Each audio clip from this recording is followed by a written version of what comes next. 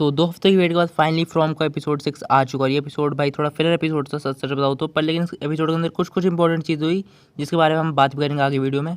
Episode शुरू होता है जेड और बर्ड की बातचीत के साथ में, जहाँ पे जेड कह रहा होता है कि ये एक रास्ता है टाउन से बाहर निकलने का, जहाँ पे बर्ड कह रहा होता है कि ऐसा ज़रूरी नहीं हो सकता। उसमें मतलब 50-50 चांसेस लग रहे होते हैं। वो मतलब बिल्कुल डिसएग्री भी नहीं कर रहा होता और एग्री भी नहीं कर रहा होता। वो मतलब बोल रहा होता है कि उसको एक स्ट्रॉन्ग रीज़न चाहिए कि जेड की बात पे भरोसा करने के लिए, ताकि वो मान सके कि हाँ एक्चुअली कुछ हो सकता है, वरना वो इतना बड़ा रिस्क नहीं ले सकता।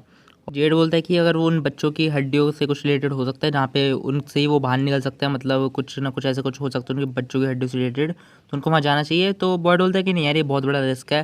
तो वो बोलता है कि उसको एक मतलब कुछ ऐसा बताओ जिससे वो मैं तेरी बात पे भरोसा कर सकूँ।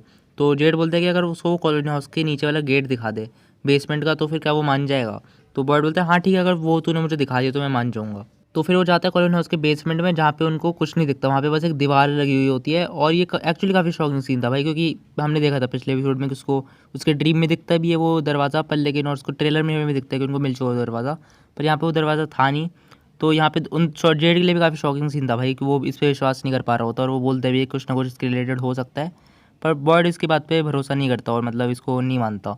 पर जब उसको कुछ देर बाद फादर खत्री दिखता है, फादर खत्री उससे बोलते हैं कि कुछ चीज़ों पे तुम्हें भरोसा कर लेना चाहिए, मतलब तुम्हें कोई हर चीज़ के पीछे लॉजिकल रीज़न ढूंढने का कोई है नहीं सेंस, तुम्हें कुछ चीज़ के ऊपर बस भरोसा कर लेना चाहिए। तो बॉडी बात सुन के हथौड़ा उठाता है, हथौड़ा उठा के कुछ देर बाद वो उस दीवार को तोड़ने लग जाता है। और जैसे ही उस दीवार को तोड़ता है भाई, वहाँ पे एक गेट एक्चुअली होता है उसके पीछे, जो कि छुपा के रखा होता है। तो हाँ, होपफुली नेक्स्ट एपिसोड में हम इस गेट के पीछे वो जाएंगे, उसके एक कुछ प्लान वगैरह बनाएंगे और करेंगे कुछ ना कुछ, तो जो कि अब इनको गेट तो मिल चुका है। इसके बाद फिर टेबिथा, एलिस वगैरह ये सब लोग भी लेक से वापस आ जाते हैं और मतलब बताते हैं पॉइंट को कि वहाँ पे क्या क्या हुआ। वहाँ पे 3 डॉल ने उन पर हमला वगैरह कर दिया, ये सब लोगों को बताते हैं। उसके बाद फिर जो होता है कि वो अपने साथ एक रॉजर्स की बॉडी भी लेके आते हैं। और उस बॉडी पे तुम ध्यान से देखोगे ना कि उन डॉल्स ने बिल्कुल अपनी तरह उसको सिल दिया है, मतलब बिल्कुल डॉल वाले बटन लगा दिए, सुई से सिल दिया, मतलब बिल्कुल उसको अपनी तरह मतलब बना दिया एक डॉल के टाइप का। और मुझे लग रहा है कि ये बिल्कुल उस डॉल की तरह लग रहा है। तो मुझे ऐसा एक थ्योरी भी हो सकती है कि ये जो रॉजर्स की बॉडी है, इसके अंदर जान आ जाए और ये भी एक मॉन्स्टर बन जाए उन डॉल्स की तरह। और फिलहाल ये टाउन में भी है, ये लोग इस बॉडी को टाउन में लेके आ चुके हैं। तो ऐसा मेरी थ्योरी कि ये अगले एपिसोड में ऐसा कुछ हो सकता है कि रात के टाइम में ये रॉजर्स की बॉडी भी इन पे हमला करेगी। ऐसा हो सकता है, नहीं भी हो सकता है, पर थ्योरी बनाने में क्या ही जाता है। इसके बाद टैबिथा बताती है कि ये डॉल बचपन में उसी की थी और एक इंसान ने उसे डॉल छीन के नदी में फेंक दी थी, क्योंकि उसको लगता था कि इससे बुरे सपने आते हैं। पर लेकिन जैसे ही वो इंसान मरा, वैसे ही उन डॉल्स के अंदर जान आ गई।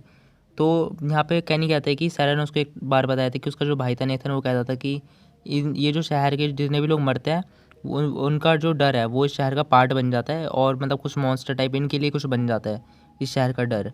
और देखा जाए तो जो इंसान मरा था उसका डर भी वो डॉल्स थे, और वो डॉल्स जिंदा हो गई।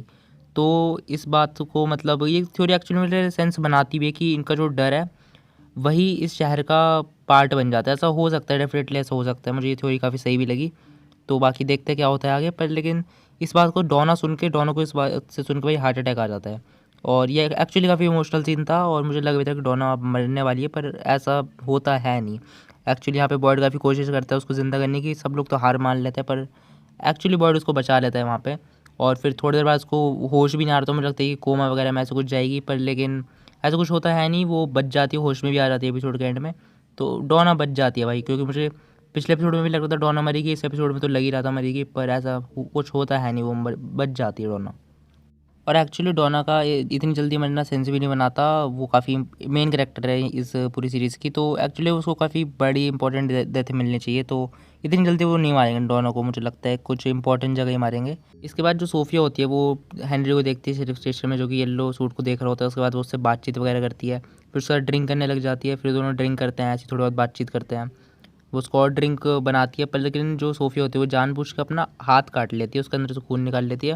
हेनरी उसके लिए कुछ दवाई वगैरह लेने जाता है उसके, पर लेकिन इतने में वो जो उसका जो ब्लड होता है उसकी ड्रिंक में डाल देती है, और फिर हेनरी उसे पी लेता है। जिसका मुझे समझ नहीं आया, या तो वो हेनरी को मारना तो मेरे ख्याल से नहीं चाहती, कुछ ना कुछ तो है उसके ब्लड से रिलेटेड जो कि वो करेगी, या तो कुछ हेनरी को मैनिपुलेट करना चाहती है, कुछ तो है।